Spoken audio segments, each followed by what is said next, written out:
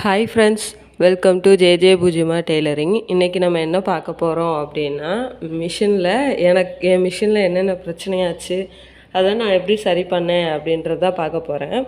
First, மிஷினில் sound பயங்கரமாக இருக்குது. ரெண்டாவது, துணியில் சுருக்கு விழுது, அதாவது ஸ்கிப்டு தையல் விழுது, அதுக்கு ஊசி தான் ப்ராப்ளம். மூணாவது, இந்த வீலே கலண்டு விழுந்துருது. ஏன்னு இன்றைக்கி பார்க்கலாம் ஒன்று ஒன்றா. ஃபஸ்ட்டு நம்ம வீல் கலர்றதோட மெயின் ரீசன் என்ன அப்படின்னா, நான் ரொம்ப ஹார்டான நிறைய மடிப்பு உள்ள மாதிரி நான் கிளாத் ஸ்டிச் பண்ணேன். அப்படி ஸ்டிச் பண்ணுறப்போ எனக்கு என்ன ஆச்சு அப்படின்னா, வீல் ஸ்டக்காகி இதாகிடுச்சு. அப்போ நான் ரொம்ப ஃபோர்ஸ் பண்ணி அமுக்கிறப்போ இந்த வீல் இந்த இடம் இதாக ஆரம்பிச்சிருச்சு. பண்ணோடனே இந்த வீல் நான் தச்சிக்கிட்டு இருக்கும் போதே கலண்டு கீழே விழுற மாதிரி ஆயிடுச்சு. நான் இதோட 3வது வாட்டி மாட்டி வச்சுருக்கேன். ஸோ இனி அந்த ரஃப்பாக தைக்கிற மாதிரி சின்ன மிஷினில் மோஸ்ட்லி அவாய்ட் பண்ணிடுங்க. ஃபஸ்ட்டு வீல் கலர்றதோட ரீசன் நான் சொல்லிட்டேன். இன்னொன்று, நல்லா டைட்டாக மாட்டிக்கோங்க. மாட்டிட்டீங்க அப்படின்னா இந்த பிரச்சனை வராது. இப்போது நம்ம த்ரெட்டு, சிசர், மிஷின் பக்கத்தில் என்னென்ன வச்சுருப்போமோ அது எல்லாத்தையும் ரிமூவ் பண்ணிக்கலாம். எப்போவுமே த்ரெட்டை கலர்றப்போ இந்த நெட்டுக்கால் இருக்கு இல்லையா, இதை தூக்கி விடணும். இப்போது ஊசிக்குள்ளே த்ரெட்டு இல்லைன்றனால நான் ஈஸியாக எடுத்துட்டேன். இப்படி தூக்கி விட்டுட்டு அதுக்கப்புறம் தான் நீங்கள் எடுக்கணும். சரிங்களா? எடுத்து சுற்றி வச்சுக்கலாம். பக்கத்தில் இருக்கிற எல்லாத்தையும் நம்ம எடுத்துடலாம். இப்போது நான் எல்லாத்தையும் எடுத்துட்டேன். இப்போ நான் ஃபுல்லாமே டஸ்ட்டை க்ளீன் பண்ணிக்கிறேன். ரொம்ப நாள் ஆச்சு மிஷினை க்ளீன் பண்ணி.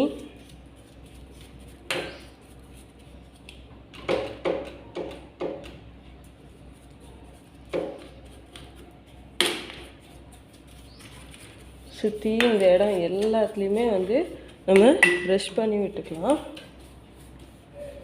இப்போது ப்ரஷ் பண்ணி விட்டாச்சு. இப்போ என்ன பண்ணணும் அப்படின்னா,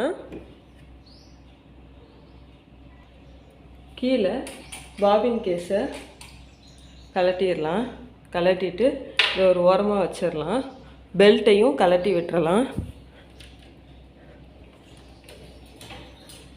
கலட்டிட்டு இப்போது இருக்கா இப்படி எடுத்து விட்டுட்டு மிஷினை வைக்கலாம். வைக்கிறப்போ பாருங்க,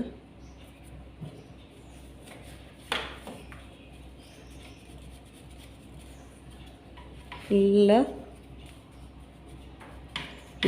டஸ்ட்டை க்ளீன் பண்ணிக்கலாம்.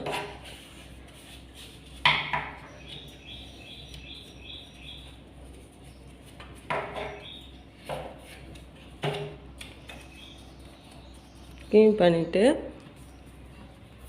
பாபின் கேஸ் இருக்குல்ல, அந்த இடத்துலையும் இப்படி நல்லா க்ளீன் பண்ணிக்கோங்க. அங்கேயும் தூசி நிறைய இருக்க வாய்ப்பு இருக்குது. அதுதான். இப்போ இந்த அடியில் எல்லாம் க்ளீன் பண்ணிவிட்டு மிஷினில் இந்த இடத்துல மிஷின்லேயும் நம்ம இந்த ஓரத்துலலாம் க்ளீன் பண்ணிக்கலாம். ஏன்னா மறுபடியும் இந்த டஸ்ட்டு கூட போய் அதில் அடையிறதுக்கு வாய்ப்பு இருக்குது. இப்போது நம்ம அடியில் ஃபுல்லாக டஸ்ட்டை க்ளீன் பண்ணியாச்சு. இப்போ மறுபடியும் மிஷினை எடுத்து போடணும். கரெக்டாக செட் பண்ணிக்கோங்க. செட் பண்ணிவிட்டு இந்த ஸ்க்ரூ 2ஐயும் கலட்ட போகிறோம். சரிங்களா?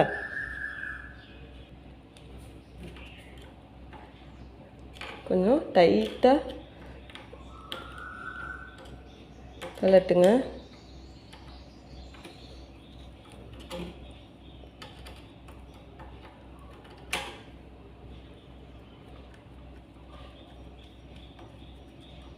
கலட்டியாச்சு. இப்போ இந்த பக்கம் இருக்க ஸ்க்ரூவையும் கலட்டிடலாம்.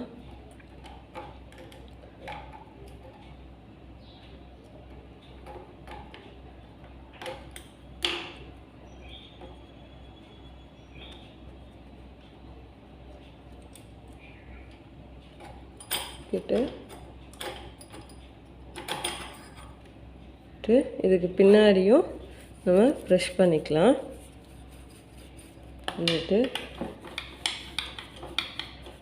நல்லா ப்ரெஷ் பண்ணி விட்டுக்கலாம். இதில் இந்த நட்டுக்கால் இருக்கா, இதையும் நம்ம கலட்டிக்கலாம்.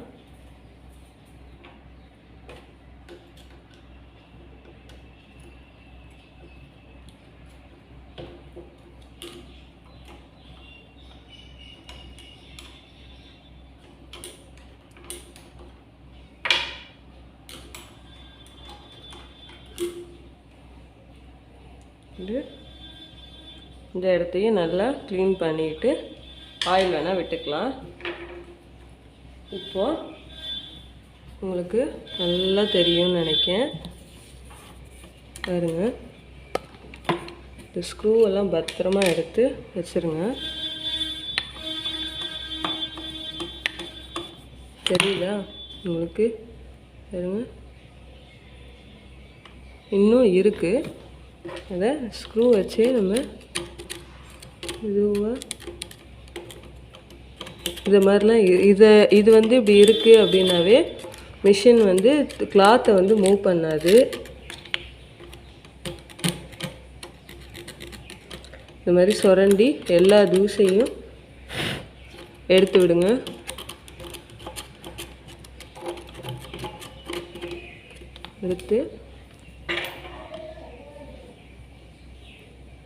எடுத்து விட்டுட்டு நல்லா சுற்றி இந்த இடம் இருங்க, எல்லா இடத்தையும் நல்லா இந்த மாதிரி க்ளீன் பண்ணிக்கலாம்.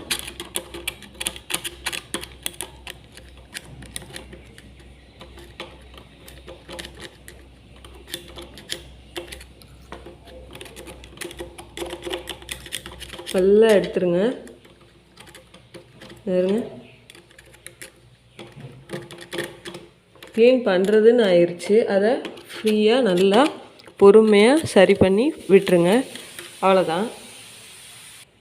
இப்போ இந்த இடமும் நம்ம க்ளீன் பண்ணியாச்சு. இப்போ நம்ம என்ன பண்ணணும், இந்த ஊசியையும் கலட்டிடலாம். இந்த ஊசியும் சரியில்லை. இந்த ஊசி எப்போவுமே இதாகிற முக்கு வந்து சரியில்லாமல் போகிறது வந்து நம்ம வந்து ரஃப்பான துணி ஏதாவது வாங்குகிறோம் தைச்சோம் அப்படின்னா அதனால் கூட ஆகும். பாருங்கள், அந்த ஊசியோட எண்டில் வந்து ஒரு மாதிரி சொரன்னு இருக்குது. இந்த மாதிரி இருந்தாவே துணி வந்து இழுக்கும். இது நமக்கு தேவையில்லை, இது வேஸ்ட்டு தான். இனிமேல் தெரியுதா உங்களுக்கு? இப்போது அவ்வளோதான், இந்த ஊசியும் கலட்டி வச்சாச்சு. இப்போது ஃபுல்லாக நம்ம ஆயில் பண்ணிக்கலாம். ஆயில் பண்ணுறதையும் காட்டிடுறேன். இந்த ஹோல் இருக்கா மிஷினில்? 1 2 3. ரெகுலராக ஆயில் போடுறவங்க 3 ட்ராப் வந்து விட்டாவே போதும்.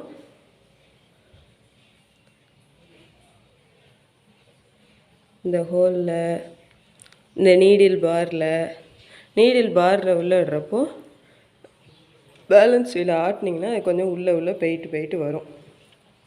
அப்போ கொஞ்சம் இன்னும் நம்ம ஆயில் போட்டால் அது உள்ளே போகும். சரிங்களா? நெக்ஸ்ட்டு வெயிலுக்கெல்லாம் ஆயில் போட்டுக்கலாம். போட்டுட்டு இந்த ஹோலை மறந்துடாதீங்க, இதுக்கும் போட்டுக்கலாம். போட்டுட்டு 2 சுற்றி விடுங்க. இப்போது மேலே எல்லாம் நம்ம கம்ப்ளீட் பண்ணியாச்சு. டென்ஷன் டிஸ்க்லேயும் கொஞ்சம் போட்டுக்கலாம். அவ்வளோதான். இப்போது நம்ம மேலே எல்லாமே ஆயில் பண்ணியாச்சு. சரிங்களா? சில பேர் கீழே இருக்க ஸ்க்ரூலையும் பண்ணுவாங்க, அதையும் நான் காட்டுறேன். இருக்கா, இதை தூக்கி விட்டுட்டு இந்த இடம் அப்படியே இந்த ஜாயிண்டிங்கெல்லாம் இருக்கா, நம்ம இருக்கா உங்கள் மிஷினில் எப்படி இருக்குன்னு எனக்கு தெரியாது. உங்கள் மிஷினில் எப்படி இருக்குன்னு பார்த்துட்டு அந்த மாதிரி ஜாயிண்ட் ஆகிற இடத்துலலாம் கொஞ்சம் ஆயில் பண்ணிக்கோங்க. அவ்வளோதான். இப்போ கீழேயும் நம்ம ஆயில் விட்டுட்டு கரெக்டாக மிஷினை வந்து செட் பண்ணிடுங்க. பண்ணிவிட்டு இது எல்லாமே அசெம்பிள் பண்ணிடுங்க. திரும்ப நல்லா தொடச்சிட்டு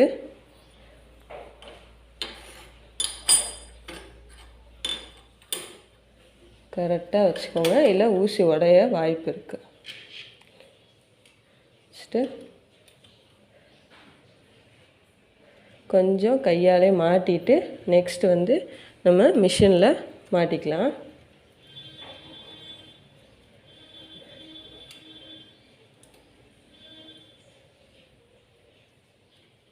ஸ்க்ரூவெல்லாம் மிஸ் பண்ணிடாதீங்க. ஒரு ஸ்க்ரூ மாட்டுறப்ப ஈஸியாக தான் இருக்கும், இன்னொரு ஸ்க்ரூ மாட்டுறப்ப தான் டைட் இருக்கும்.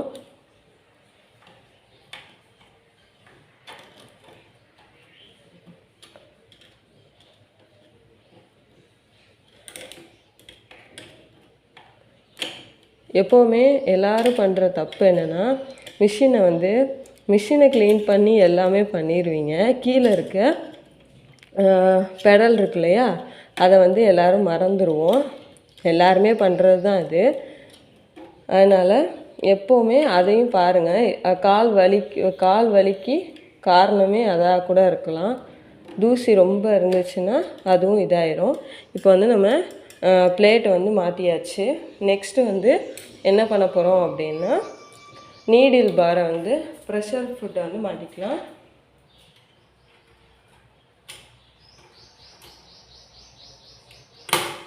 ப்ரெஷர் புட்டை மாட்டுறப்போ என்ன பண்ணுங்க, கரெக்டாக அந்த ஹோலில் வந்து செட் ஆகணும். சரிங்களா? ஹோலில் வந்து இங்கே உங்களுக்கு நல்லா காட்டிடுறேன். தெரியுதா? இந்த இடத்துல இந்த பாரில் ஒரு ஹோல் இருக்கும். அந்த ஹோலில் தான் வந்து நம்ம இந்த ஸ்க்ரூவை மாட்டுறப்போ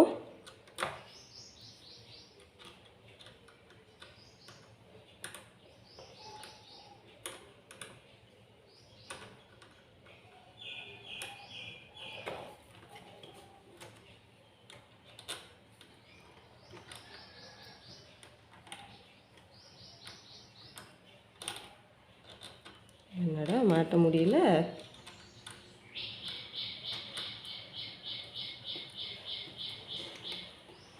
இது வந்து உஷா மிஷின். இதில் வந்து ஏன் பக்கமாக நான் உருட்டுறப்போ மாட்டியாச்சு. இப்போ ஆப்போசிட் சைடில் மாட்டினனால என்னால் மாட்ட முடியல. இதை டைட் பண்ணிக்கலாம்.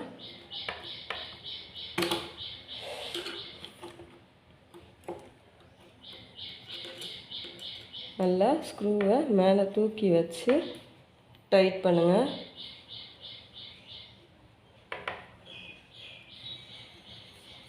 இது நல்லா டைட் பண்ணால் மட்டும்தான் கிளாத் வந்து இதாகாது. இப்போ இதில் ஒரு சின்ன கேப் இருக்கா, இந்த அளவுக்கு தான் வந்து நம்ம துணியை வந்து வைக்கணும். இதுக்கு மேலே வச்சோம் அப்படின்னா தான் அந்த பேலன்ஸ் வீல் வந்து கலர்ற ப்ராப்ளம். அதுக்கப்புறம் நீடில் பாபின் கேஸ் வந்து இவ்வளோ லூஸாக இருக்குது, கொஞ்சம் நம்ம அட்ஜஸ்ட் பண்ணிக்கலாம்.